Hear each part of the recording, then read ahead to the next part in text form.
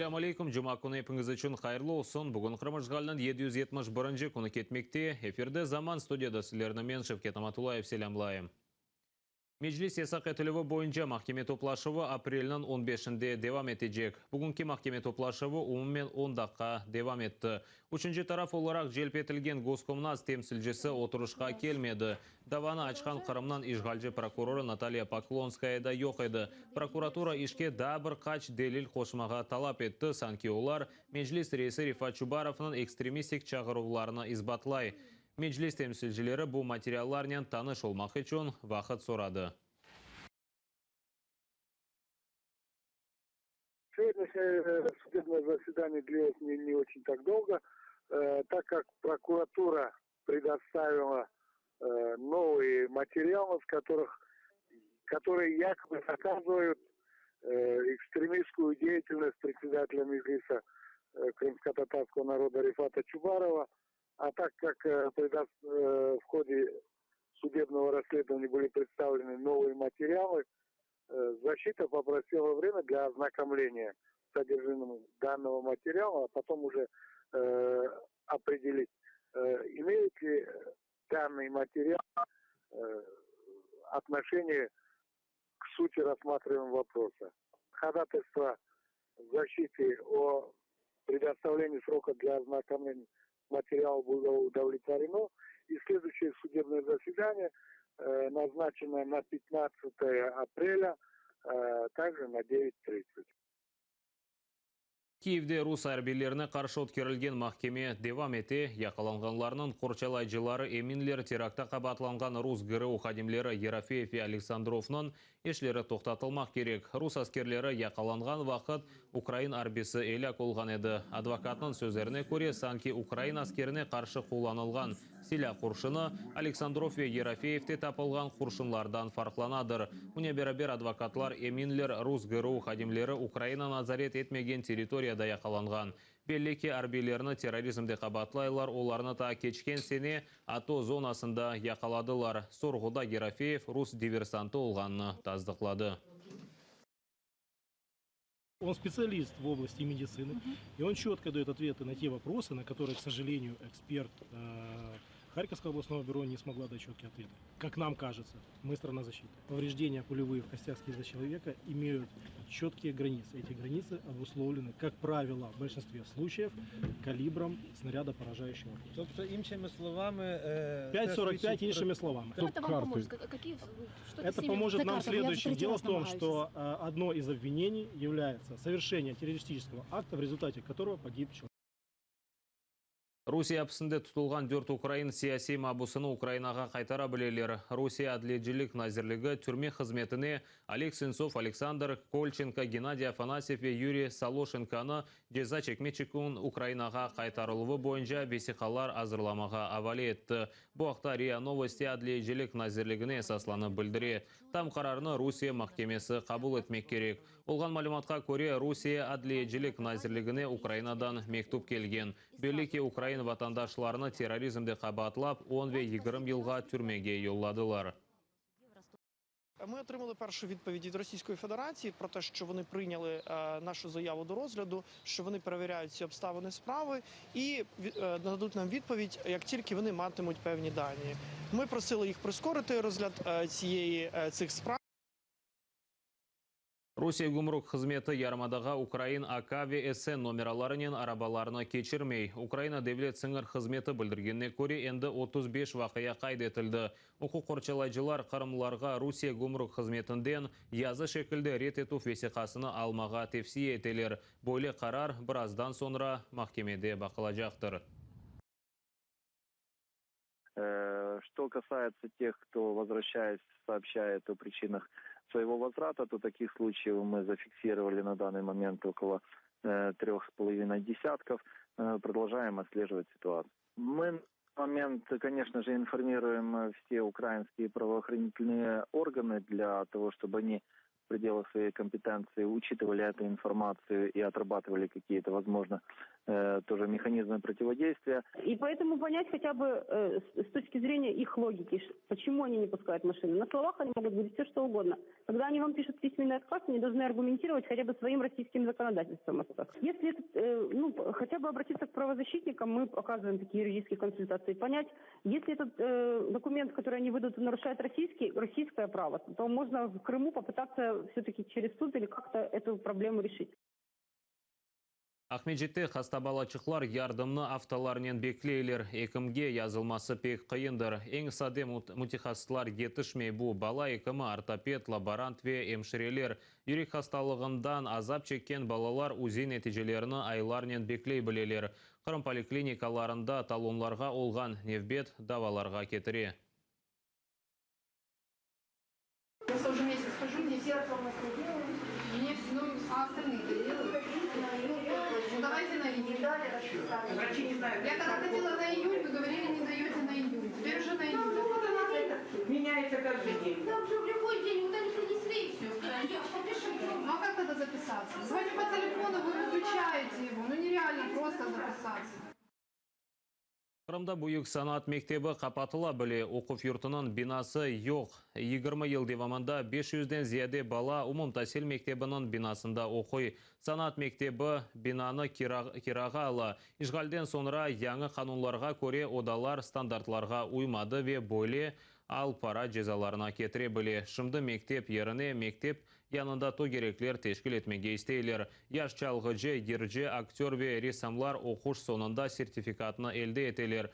Оның ярдымы иле балалар оқушыны санат оқуф юртларында девам ете білелер. Ләкин то кереклерде бөле сертификатлар берілмей. Бұндан да ғайры ожалар да зарар чекежек. Мектепнің yüksek севиелі 100-ге яқын ожалары ішсіз қала біле. На примере моего ребенка мы хотим идти дальше в художественное училище. То есть если остается диплом, в котором в данном варианте, который он представляется, мы имеем право поступать в училище. Если это будет кружок, мы уже не сможем поступить. Для того, чтобы воспитать преподавателя школы искусств, нужно, чтобы он сам закончил музыкальную школу 7 лет, потом отучился 4 года в музыкальном училище, 5 лет в консерватории. Педагог дополнительного образования, который может преподавать в кружке, он может не иметь ни среднего, ни высшего образования. ЮНЕСКОда туристерге Херсонесны зиярет етмемеге тепсие етелер о хафлы объектлер сырасына кірсетілген. The Telegraph нешіриятын білдіргенне көре ЮНЕСКОға кірген 20 медени объект зиярет үшін хафлы сайылы. Бөлі объектлерінің эксериеті Сурия, Ирак, Ливия ве Тунисте ерлеші. Қатырлатамыз ЮНЕСКО Херсонес Таврическені Русия объектлері оларақ танымады. Қадеми Херсонес Таврический шәрі ЮНЕСКОның асабалығына 2013 сенесі кірсетілген еді. Нобель премия лауреаты Светлана Алексеевич Қырым ишғалыны сияси айдутлық деп адландырды. У Киевде тақдим етілген Чернобыльская молитва китабының тақдим мерасимінде өз марузасынен чықыш япты. Yazıcı білдіргеніне көре Нобель мукафатыны алған сон о Қырым меселесінде өз мұнасибетіні açıkladı. Жевабы Русияны açığını çıkardı. Я считаю, что это оккупация, аннексия, что это, конечно, политический разбой. Ну, в общем, результатом это стало то, что я не получила телеграмму Медведева, которая была готова.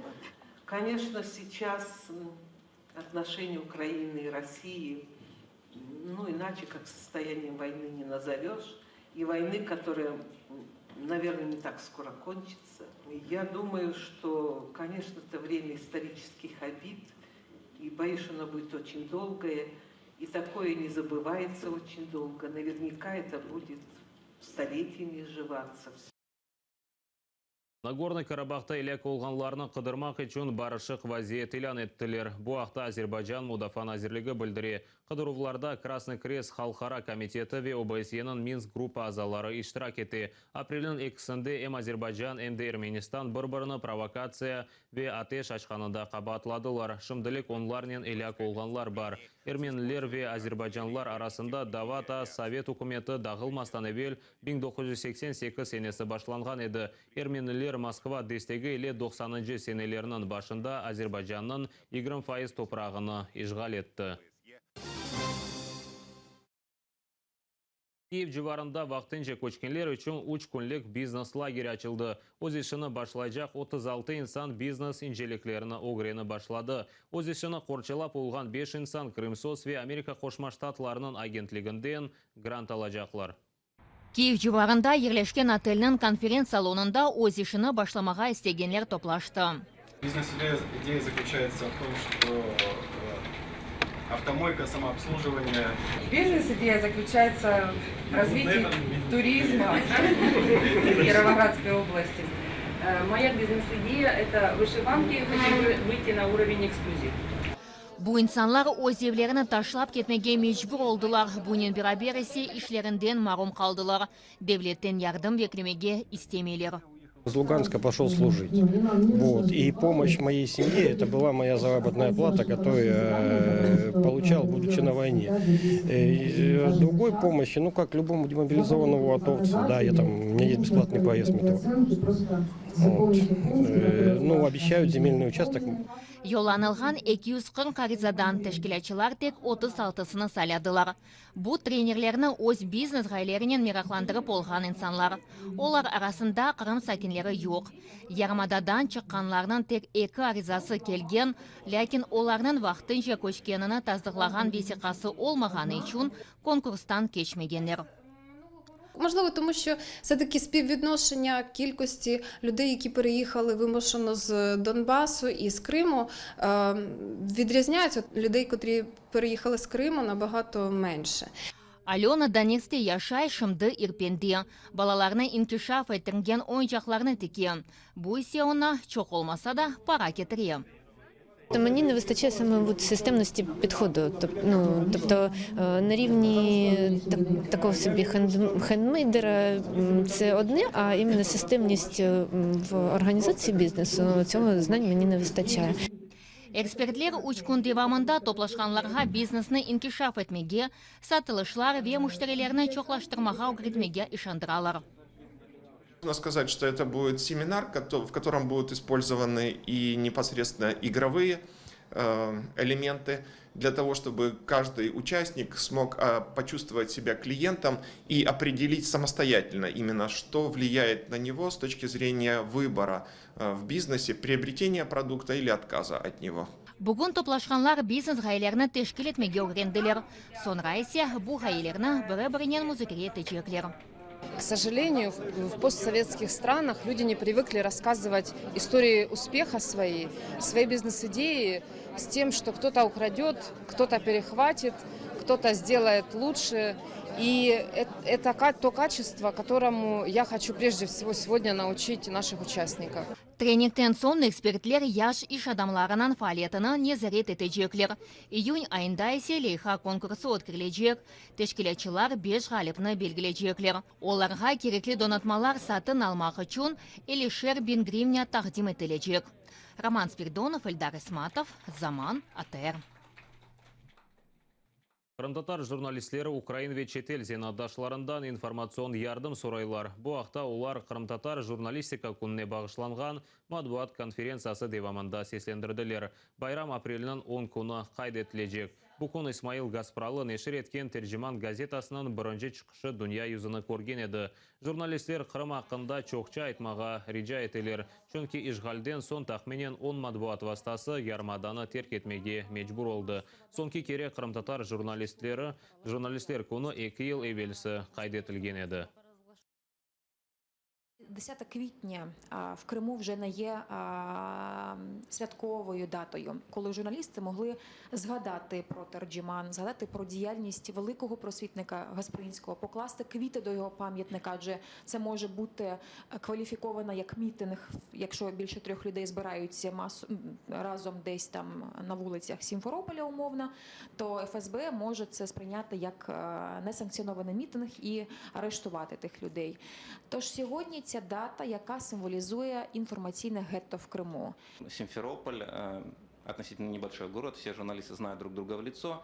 И если вы человек, который решил не прийти на мероприятие, осветить его, но не светиться, не аккредитовываться, потому что аккредитацию вам не дадут, либо просто сделать запись в свой блог, вы точно знаете, что тот или иной коллега, который знает вас в лицо, обязательно доложит о том, что вы были на этом мероприятии. И у вас будут интересоваться, что вы там делали и что с вами происходило. Один из самых последних примеров – это когда на заседании суда блогера Заира Кадырова просто взяли за руки, пытались отвести в так называемый центр Центр противодействия экстремизму, не имея на то никаких оснований. Буня беребер журналистлер зенадашларына видео мураджат тазырладылар. Левха 2 Қырым-татар ве Украин тілінде чықарылған. Анда 1918 сенесі большевиклер тарафындан Тержиман газетасынан қапатылмасы ве шымдыки милли нешірлер қапатылмасы арасында параллель кечіріле. Бүгінгі күнде Меджлистің Авдет Нешри, Қырым-татар Қырым газетасы Ишгальчи үкіметін басқысы алтында болуналар. Сьогодні в умовах російської анексії Криму дата 10 квітня набула особливого значення для кримськотатарських журналістів. Адже їм довелося пережити те, що пережила незалежна кримська журналістика майже 100 років тому. Тотальну розправу над інакомисленням та цензуру. Bu noktada yayınımızda yekunleyimiz. Sizlerge iyi akşamlar tileyim. Rahatlık günleri, yaxşı keçsin, bir-birinizge muqayt olunuz, sağlıknen qalınız.